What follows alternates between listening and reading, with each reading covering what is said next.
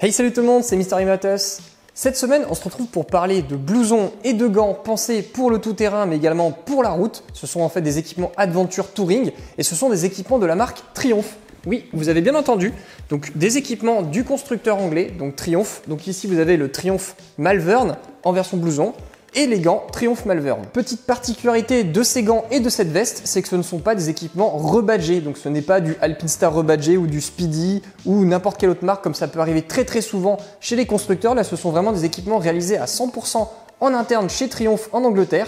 Et donc ça, c'est tout nouveau pour Triumph puisqu'ils se sont lancés là-dedans en 2018. Bien entendu, pour ce qui est des matériaux et des partenaires, ils n'ont pas fait ça tout seuls. Par exemple, pour tout ce qui concerne l'étanchéité, la protection au vent, ils se sont alliés avec les meilleurs du nom, à savoir Gore-Tex. Pour tout ce qui est protection, là aussi, ils se sont alliés aussi avec les meilleurs du nom, à savoir D3O. Et le but de ces partenariats est clairement de réaliser un petit peu la veste ultime qui va être capable de résister à tous les types de météo, tout en offrant une sécurité maximale. Si vous me suivez sur Instagram, Facebook ou encore Twitter, vous avez sûrement dû voir en fait que je portais cette veste déjà depuis plusieurs mois, puisqu'il faut savoir que je l'ai récupérée donc en février 2018. Ça fait un peu plus de 9 mois que je m'en sers. Ça fait même 15 000 km que je parcours les routes avec ce blouson et à peu près 5 000 km que je parcours les routes avec ces gants. Pourquoi j'ai voulu prendre mon temps? Tout simplement parce qu'on est sur de l'équipement très haut de gamme, on est sur des budgets assez élevés. On parle quand même de 800 € pour la veste.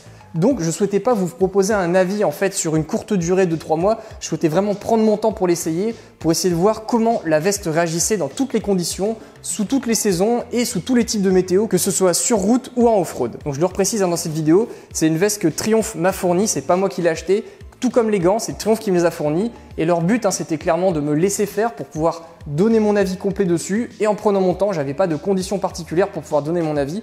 Donc bien entendu, je suis complètement libre dans ce que je vais dire. Par conséquent, un grand merci à Triumph France pour m'avoir fait confiance et me permettre de vous proposer ce test complet du blouson Malvern et des gants Malvern. Alors que vaut cet équipement haut de gamme 100% british? Est-il à la hauteur de ses prétentions? C'est ce que nous allons voir ensemble dans cet essai. C'est parti! Démarrons donc par la veste Malvern et par donc une présentation du propriétaire. Et là, il faut savoir que Triumph n'a clairement pas fait dans la dentelle et il a pris un peu tout ce qui se faisait de mieux en la matière chez Gore-Tex et chez Armacor. En effet, on va retrouver une conception en textile Gore-Tex Pro triple couche renforcée avec du Armacor pour une imperméabilité et une respirabilité optimale.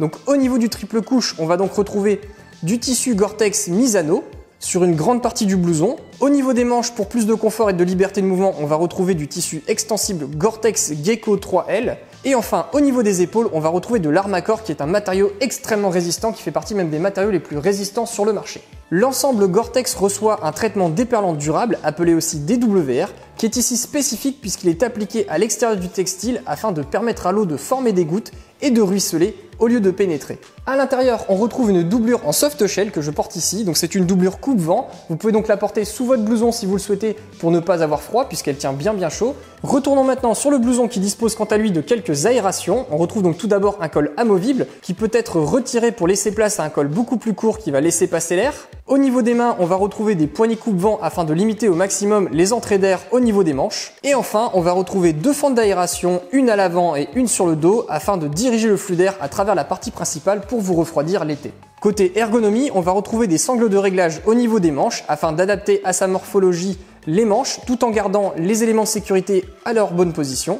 Des sangles de réglage sont également disponibles au niveau de la taille afin d'ajuster au mieux le blouson. Et enfin, on retrouve des ajustements au niveau du poignet qui là par contre pour le coup sont plutôt anecdotiques je trouve parce qu'ils sont un peu bizarres. C'est très difficile en fait de serrer plus fort le blouson et une fois descratché, on peut pas beaucoup l'étendre donc je trouve ça un petit peu décoratif au final. Côté protection, là aussi on sent que le partenariat avec D3O a été poussé assez loin puisqu'on va retrouver des éléments de protection D3O amovibles au niveau des épaules et des coudes qui sont certifiés selon les normes de sécurité les plus élevées. Je vous donne pas les numéros parce que c'est incompréhensible. Mais en tout cas, c'est vrai que les protections au niveau des épaules et des coudes sont vraiment très grosses. Donc ce sont pas des toutes petites protections. Elles viennent vraiment bien envelopper votre articulation, ce qui est vraiment hyper agréable et hyper sécurisant. Et enfin, au niveau du dos, on va retrouver une large et longue dorsale amovible en D3O qui là aussi est certifiée selon la norme de niveau 2 qui est la norme la plus importante. Donc là aussi pour la dorsale, elle est vraiment super grande, c'est hyper confortable et très rassurant aussi d'avoir une énorme dorsale comme ça dans le dos. Et en plus, elle est fournie de série donc ce n'est pas à racheter en supplément comme c'est le cas chez pas mal de fabricants. Bien entendu, pour satisfaire les exigences en termes de visibilité, on va retrouver des motifs réfléchissants sur l'avant du blouson qui sont en fait les zones grises qu'on va retrouver donc au niveau des poches.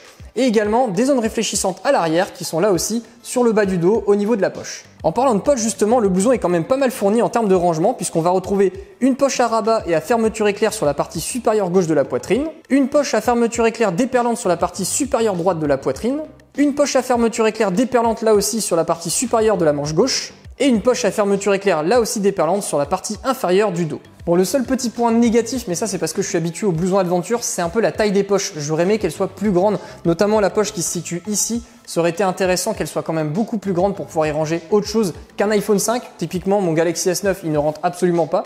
Mon téléphone, donc, il arrive à rentrer à deux endroits, soit dans les poches, donc au niveau des hanches, soit dans la poche située dans le dos. Donc bon, en soi, c'est pas super gênant parce que j'ai pris l'habitude maintenant de ranger mon smartphone dans la poche située dans le dos. Mais bon, c'est quand même à signaler, on aurait toujours aimé un petit peu plus de rangement dans un blouson Adventure. Enfin, dernier élément que je souhaitais vous partager sur cette partie présentation, ce sont vraiment tous les petits détails qui fourmillent sur ce blouson. Et ça, j'aime beaucoup toutes les petites attentions qui ont été portées. Je pense notamment à la petite boussole qu'on va retrouver donc sur une des poches, qui fonctionne à peu près, elle indique presque le nord. À l'intérieur aussi du blouson et de la doublure softshell, on retrouve un superbe dessin imprimé en fait d'une Triumph Tiger avec un mec qui roule dessus. C'est vraiment super beau et c'est toujours un bonheur en fait d'ouvrir le blouson et de découvrir un petit peu cette fresque. Donc vraiment, ça c'est aussi très sympa en termes de décoration interne. J'apprécie aussi beaucoup l'inscription Triumph qui est cousue dans l'intérieur du cou, c'est aussi très discret, très élégant. On va également retrouver au niveau de la cage thoracique au centre un tout petit badge Triumph qui est aussi très élégant et très discret. Et enfin, une écriture Triumph sur fond noir légèrement visible, donc là pareil c'est vraiment bien. On n'a pas l'impression de passer pour un panneau publicitaire comme ça peut être le cas chez BMW ou chez Ducati où tout est écrit en gros, vous êtes sûr que vous avez un blouson de cette marque-là. Là, c'est vraiment très discret, donc il faut vraiment se rapprocher pour se rendre compte que c'est un blouson Triumph. Voilà donc pour le petit tour du propriétaire. Maintenant, je vous propose de passer à l'enfilage qui lui aussi se réalise très facilement. J'ai jamais eu de difficulté pour enfiler le blouson, même au tout début. Il est vraiment très souple, très agréable. Il est large en fait au niveau des emmanchures pour pouvoir passer ses mains. C'est vraiment facile de le régler grâce aux différentes sangles en fait qui se trouvent de chaque côté au niveau des manches, au niveau des hanches. Donc là aussi, c'est vraiment agréable parce que ça permet d'avoir un blouson qui est vraiment taillé à son image pour pas avoir l'air d'un sac à patates. La fermeture centrale qui permet de fermer le blouson là aussi est vraiment nickel. Les pressions aussi fonctionnent très bien. Je m'en suis servi déjà des centaines de fois là depuis que je l'ai depuis 8 mois et les pressions ne montrent aucun signe de faiblesse. Elles marchent toujours nickel, elles verrouillent toujours bien, elles sautent jamais. Par contre, au final, le seul défaut vraiment que j'ai à lui reprocher, c'est au niveau du col. Je suis vraiment un peu déçu là par contre de ce qui a été fait au niveau du col. J'ai l'impression que ça a été un petit peu bâclé. Alors pourquoi je suis un petit peu dur comme ça sur mes propos? Tout simplement parce que au lieu de mettre un vrai col réglable comme on va retrouver chez plein d'autres marques, donc par exemple avec un long scratch qui permet de l'adapter en fonction de la distance, ou avec un système de pression qu'on peut venir calibrer à une bonne distance. Bref, il y a plein d'exemples qui existent sur le marché. Là, Triumph, qu'est-ce qu'ils ont fait? Ils ont mis un tout petit scratch qui est vraiment tout petit en termes de largeur, en termes de hauteur. Et c'est tout, il n'y a pas d'autre réglage. De ce fait, vous ne pouvez pas du tout ajuster la taille du col en fonction de votre cou. Donc c'est vrai que c'est un petit peu frustrant cette histoire de col. On aurait aimé que Triumph fignole mieux en fait cet endroit, sachant qu'il y a plein d'endroits sur ce blouson qui sont vraiment super bien pensés, super bien finis. C'est juste qu'il faut bien prendre en compte le fait que ce col ne peut pas être utilisé avec un tour de cou épais. Vous pouvez utiliser un tour de cou très fin. Dans ce cas-là, vous n'allez pas avoir le scratch qui part. Là, pareil, vous voyez, j'ai pas de tour de cou. Le scratch ne part pas si je mets la tête en avant ou en arrière. Par contre, si vous commencez à utiliser un tour de cou hiver avec ce col, là, dans ce cas-là, c'est trop épais en fait pour le col et ça vient automatiquement l'ouvrir parce qu'il y a trop d'épaisseur et résultat, il tient pas le choc. Heureusement, forcément, Triumph fournit un tour de cou hiver avec le blouson, donc il vient en fait se mettre sur l'arrière. Il est fixé donc au moins d'une fermeture éclair et de scratch.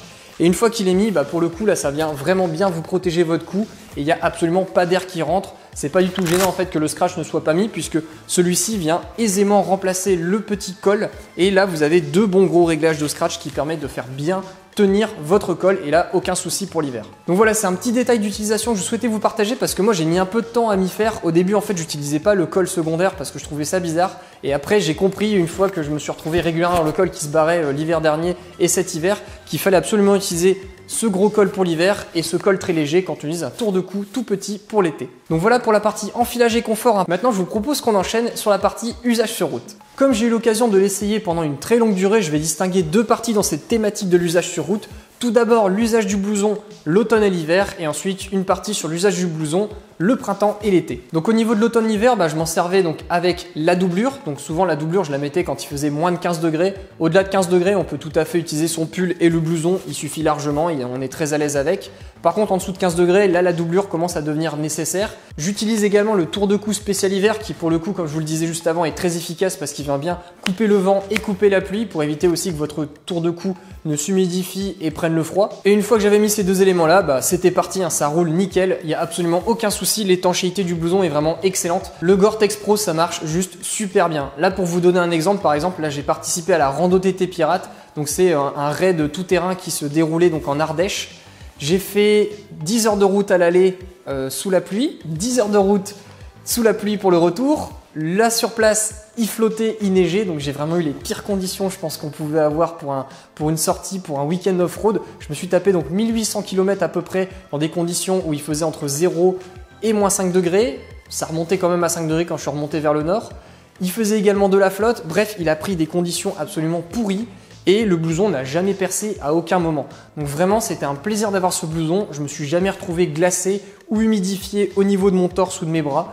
Donc vraiment, l'étanchéité Gore-Tex Pro est absolument irréprochable. Le seul moment où j'ai approché les limites du blouson, c'est quand j'ai roulé plusieurs heures sous des températures inférieures à 0 degré. Et là, pour le coup, dans ces cas-là, c'est pas la veste en tant que telle qui a des soucis d'étanchéité, c'est la doublure interne qui n'est pas assez puissante pour vous protéger du froid. Tout simplement parce que quand vous roulez à 130 km/h pendant 2-3 heures facile et qu'il fait moins de 0 degré et que vous êtes totalement statique parce que sur l'autoroute vous ne bougez pas, vous vous attendez, là pour le coup votre corps se refroidit et la seule solution que j'ai trouvée dans ces cas-là c'est d'utiliser une veste chauffante que vous branchez donc sur l'allume-cigare, donc notamment la veste Kais que j'avais essayé. Je vous remets le lien dans le descriptif de la vidéo si ça vous intéresse de voir le test de cette veste chauffante. Et là pour le coup le combo veste chauffante Kais plus veste Malvern, c'était juste parfait. J'étais pas du tout trempé et j'avais chaud. Donc j'ai pu rouler comme ça 10 heures sous des températures entre 5 et moins 5 degrés. Ça ne posait aucun souci puisque c'était une remontée jusque dans le nord de la France. Ce qui est un peu long et chiant, mais bon, il faut bien le faire de temps en temps. Donc voilà, pour la partie automne-hiver, clairement, il remplit parfaitement son contrat. Forcément, il atteindra peut-être ses limites si vous commencez à partir en Norvège ou bien dans des coins où il fait vraiment hyper froid et que vous allez rouler super longtemps. Mais sinon, dans un usage courant, donc du quotidien, normalement, vous n'aurez aucun souci avec, vous serez vraiment très à l'aise et vous n'aurez pas froid et vous n'arriverez pas à tremper sous votre blouson en arrivant au boulot ou en rentrant chez vous le soir. Pour le printemps et l'été, là, c'est carrément différent. Donc je retire le fameux col hiver, je retire la doublure, j'ouvre les aérations et là clairement pareil, on se sent très à l'aise avec le blouson. C'est assez surprenant d'ailleurs, j'étais assez étonné parce que je m'attendais à avoir fortement chaud quand je roulais avec l'été parce qu'il a quand même qu'une seule aération ici sur l'avant et une aération donc dans le dos, ce qui peut paraître assez léger. Mais en fait, le Gore-Tex, c'est quand même une matière qui est assez respirante. J'étais surpris parce que j'étais clairement sceptique au début, voyant pas beaucoup d'entrée d'air. Et au final, on se sent super à l'aise. Le seul moment où je me sentais un petit peu en surchauffe l'été, c'est quand je roulais vraiment à très très basse vitesse ou quand j'étais à l'arrêt à un feu pendant longtemps parce que c'est un feu de travaux. Là, on commence à avoir un petit peu chaud parce qu'il n'y a plus de flux d'air, il n'y a plus de circulation d'air qui se fait. Mais par contre, dès que vous recommencez à rouler, boum, le flux d'air, la ventilation se refait et là, vous recommencez à refroidir et à être bien. Sinon, pour le printemps, quand il fait entre 15 et 25 degrés, vous avez juste besoin d'avoir votre pull sous la veste et vous êtes vraiment super à l'aise. Le tissu est suffisamment coupe-vent et en même temps respirant, c'est un peu bizarre comme notion. Mais voilà, il est suffisamment autonome, entre guillemets, pour être capable de bien réguler votre température corporelle et faire que vous serez à l'aise dans les conditions estivales.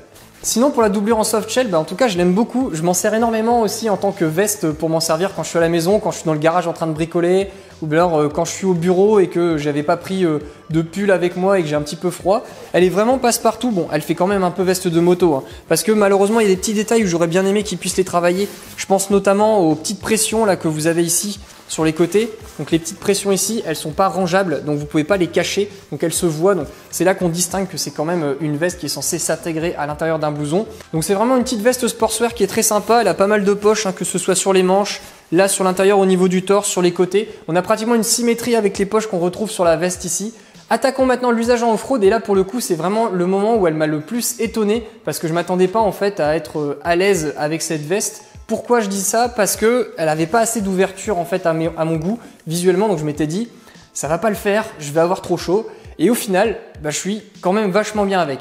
Le seul moment où vraiment elle n'est pas adaptée, c'est quand il fait plus de 35 degrés. Là, faire du off-road avec cette veste, c'est un peu compliqué. On atteint quand même les limites de respirabilité du Gore-Tex Pro. Et là, pour le coup, je repasse quand il fait plus de 35 degrés sur ma veste Speedy qui est super aérée, qui est très très légère et qui pour le coup est bien plus adaptée. C'est pour ça par exemple que sur mon week-end off-road du Trans-Euro-Trail Belgique, là que je m'étais fait donc cet été où c'était la canicule et qui faisait plus de 35 degrés, je n'avais pas voulu prendre avec moi le blouson Malvern parce que j'avais trop chaud avec et donc je m'étais dit c'est pas une bonne idée, je vais pas être à l'aise avec. Donc voilà, c'est vraiment le cas spécifique où pareil, elle est pas forcément au top de sa forme. Donc vous voyez en fait, c'est vraiment une veste qui va pas être au top dans les extrêmes. C'est-à-dire s'il fait plus de 35 degrés ou s'il fait des températures inférieures à -5, -10. Pour continuer dans les exemples récents en off-road, je l'ai utilisé à la Rando TT Pirate par des températures donc de 0 degrés. Et là, pour le coup, la doublure, elle était parfaite en termes de thermorégulation. Pourquoi? Parce qu'elle n'était pas trop chaude et j'avais non plus pas trop froid. Donc c'était vraiment agréable parce que je me remuais beaucoup sur la moto en fait parce que c'était physique, hein, c'est quand même une sortie dans des zones et très rocailleuses. Et ben là pour le coup j'étais vraiment bien avec la doublure. J'avais pas froid comme c'est le cas quand je roule sur l'autoroute à des températures similaires de 0 degré. Là pour le coup c'était vraiment bien. Donc on a limite l'impression en fait que cette doublure polaire et ce blouson est vraiment pensé avant tout pour le tout-terrain dans des conditions plutôt fraîches, voire chaude, mais pas non plus extrêmement chaude.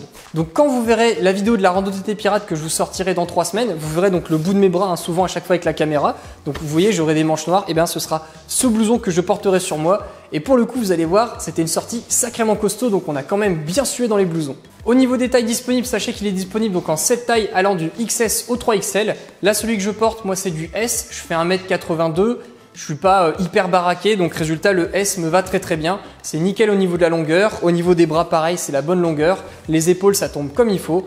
Donc vraiment c'est bien taillé, on se retrouve pas avec des trucs bizarres au niveau des dimensions. Côté prix, je vous le disais en introduction, hein, son prix est de 800 €. Alors pour certains ça va paraître une somme énorme et déraisonnable. Pour d'autres, ce sera un prix bien placé. Et pourquoi je dis ça? Tout simplement parce que des blousons donc en Gore-Tex Pro triple couche laminée avec du D3O plus la dorsale intégrée plus tous les équipements qu'il y a dessus, ça fait que c'est un blouson qui est bien placé en termes de tarifs pour des blousons de ce niveau de gamme. Bien entendu, il ne faut pas le comparer avec un blouson entrée de gamme, ça n'a absolument rien à voir. Là, vous êtes clairement sur des blousons pour les gens qui sont des roule toujours, des gens qui roulent par toutes les conditions et qui ne veulent absolument jamais être trempés et ne jamais être surpris par les éléments. Et donc j'ai regardé un petit peu ce qui était disponible de similaire en fait en termes de blousons sur des modèles donc en Gore-Tex Pro avec de l'Armacor. Et souvent on est plutôt calé dans les 900 € ou dans les 800 € mais sans la dorsale, alors que là la dorsale est fournie avec.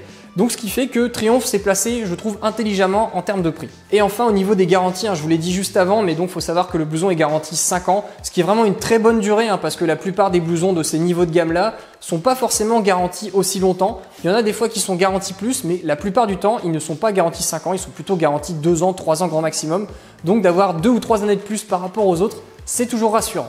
En conclusion, après quelques mois d'utilisation, j'ai vraiment été séduit par cette veste Triumph Malvern. J'ai mis quand même pas mal de temps en fait à m'y habituer parce qu'au début, il y avait quelques petits éléments où je comprenais pas en fait comment ça fonctionnait. Mais maintenant que j'ai compris en fait comment le blouson fonctionnait, donc par exemple je pense au col, je pense par exemple pour les poches pour mon téléphone portable, tous ces éléments-là font que maintenant je m'y suis habitué et je me sens à l'aise avec ce blouson au quotidien et lors de mes sorties off-road. Je crois au final ce qui me plaît le plus, c'est son look, son design parce qu'il est particulièrement sobre, élégant, donc ça fait quelque chose d'assez classe, assez chic. Donc c'est vraiment typique en fait des motos Triumph et pour ça je trouve que ça va super bien avec ma Tiger, ça va même parfaitement bien je suis sûr avec une Tiger 1200 ou bien alors même avec un Roadster, si ça tombe ça peut très bien aller avec une Street Triple, une Speed Triple si vous êtes du genre à braver les éléments et à rouler toute l'année avec votre Roadster. C'est typiquement le genre de blouson qui pourrait parfaitement aussi vous convenir. Et bien entendu, comme j'aime bien le dire, tout n'est pas parfait. Il y a quand même des petits points que j'aimerais bien que Triumph améliore sur sa prochaine version. Donc à savoir le col pour proposer vraiment un col parfaitement réglable et des manches avec des vrais réglages. Sinon pour le reste, c'est nickel, il faut rien changer. Donc si comme moi, ces 3 petits détails ne sont pas rédhibitoires pour vous, n'hésitez pas à aller le tester en concession Triumph puisque c'est vraiment que dans les concessions Triumph que ce blouson est vendu. Et là comme ça, vous pourrez vous faire votre propre opinion sur cette veste. Donc voilà, c'est tout ce que j'avais à vous partager sur ce retour d'expérience sur cette veste Malvern. Maintenant, je vous propose qu'on s'assoie et que l'on prenne quelques minutes pour que je vous fasse mon retour d'expérience sur les gants Malvern. Au niveau des gants Malvern, il faut savoir que ce ne sont pas des gants comme les autres. J'ai voulu absolument les tester parce que j'ai trouvé qu'ils étaient assez innovants en fait dans le concept puisque ce sont des gants 2 en 1. En effet, ces gants en Gore-Tex intègrent la technologie Gore 2 en 1 qui permet en fait d'avoir une chambre double permettant ainsi de basculer facilement entre chaleur et maniabilité. Concrètement, c'est très simple, vous avez 2 emplacements dans le gant, un emplacement qui est indiqué warm pour chaleur, donc qui permet en fait d'avoir chaud, mais par contre on aura moins de sensibilité au niveau des mains parce que forcément il y a plus d'épaisseur, mais ça vous permettra de rouler bien au chaud quand il fait très froid dehors. Et juste en dessous, on va retrouver donc la chambre grip qui est la chambre tactile, donc qui elle va tenir moins chaud, mais qui par contre va augmenter vos sensations et donc vous allez beaucoup mieux ressentir vos commandes, ce qui en fait un gant qui peut s'utiliser à la fois l'hiver grâce à la chambre chaleur et qui peut s'utiliser aussi en mi-saison grâce à la chambre tactile. Si on continue un petit peu le tour du propriétaire, sachez que ces gants sont faits d'un tissu externe en Ispan extensible, qui est un tissu en fait qui résiste bien à l'eau et à l'abrasion.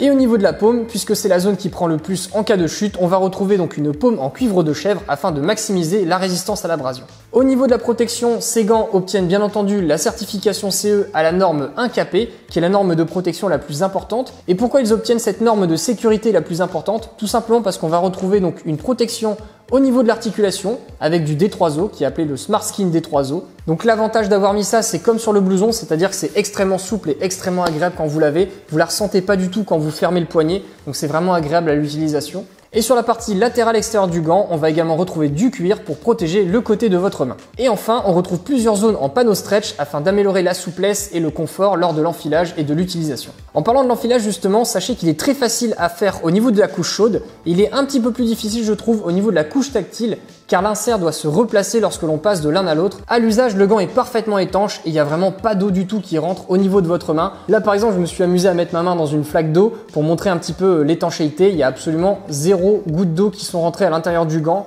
Pareil, quand je m'en sers plusieurs heures sur l'autoroute et qui flotte énormément, j'ai jamais les mains trempées quand j'arrive à destination. Donc c'est vraiment des gants sur lesquels on peut compter en termes d'étanchéité. Ils tiennent super bien le choc. Côté résistance au froid, là aussi, ils sont vraiment bien pensés. Notamment la membrane chaleur, elle est capable de résister à des températures allant jusque moins 5 degrés. J'ai pu rouler sur l'autoroute pendant plus d'une heure ou deux avec les gants alors qu'il fait moins 5 degrés. Je me suis pas retrouvé avec les bouts de doigts gelés. Donc c'est vraiment des vrais gants hiver qui sont capables de résister à des températures assez basses. Et pour la chambre tactile qui est juste en dessous de la chambre chaleur, là on est vraiment à l'aise aussi entre 10 et 20 degrés. Donc ça permet vraiment d'en faire des gants mi-saison qui sont complètement exploitables donc pendant les périodes automnales ou printanières. Le seul inconvénient que j'ai constaté sur ces gants, mais ça c'est typique de tous les gants hiver, c'est quand vous utilisez donc la chambre chaleur, vous avez donc une épaisseur sous vos doigts qui est importante. Et pour le coup, vous perdez en sensibilité sur vos commandes au niveau donc, de votre embrayage, de votre frein, de votre accélérateur. Donc il faut un petit temps d'adaptation pour ressentir différemment les commandes.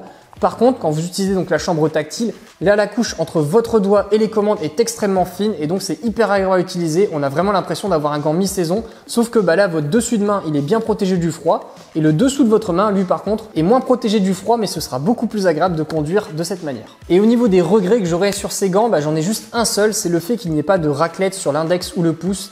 Ça, j'ai ça sur plein de mes autres gants et c'est quand même super pratique de pouvoir racler son écran pour pouvoir retirer la pluie. Ce serait vraiment sympa que Triumph rajoute cette petite amélioration sur la prochaine version. Dernier élément à savoir, c'est tout ce qui concerne la taille et les prix et les garanties. Donc au niveau des tailles, là aussi comme la veste Malvern, on a 7 tailles disponibles allant du XS au 3XL. Pour le tarif, on est sur 200 €.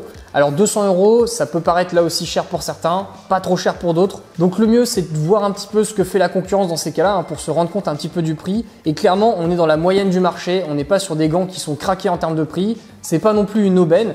Mais moi, je trouve quand même qu'ils sont intéressants en termes de tarifs. Pourquoi? Parce qu'en fait, il y a 2 gants dans un seul gant. Donc pour 200 €, vous avez des gants qui sont à la fois hiver et mi-saison. Donc vous pouvez vous en servir quand même un sacré paquet de mois dans l'année. C'est pas comme des gants hiver où vous allez vraiment vous en servir spécifiquement l'hiver parce qu'ils sont épais, ils tiennent super chaud et donc résultat vous êtes coincé.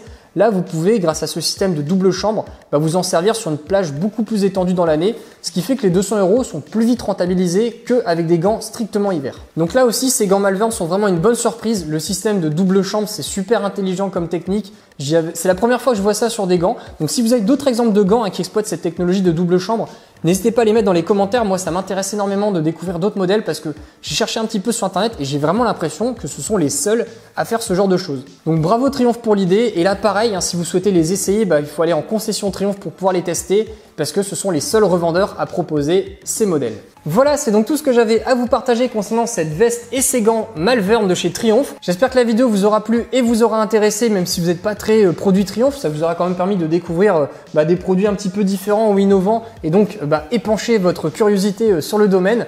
En tout cas, si vous avez aimé la vidéo, n'hésitez pas à laisser un petit pouce vers le haut, ça fait toujours super plaisir. Si vous avez des questions, des compléments d'informations à apporter ou des remarques, n'hésitez pas à les poser en rubrique commentaires sous cette vidéo. Et bien entendu, si vous êtes sur ma chaîne pour la première fois, bienvenue et n'hésitez pas à vous abonner grâce au bouton que je vous mets juste ici. Merci à tous d'avoir regardé et on se retrouve la semaine prochaine. Salut!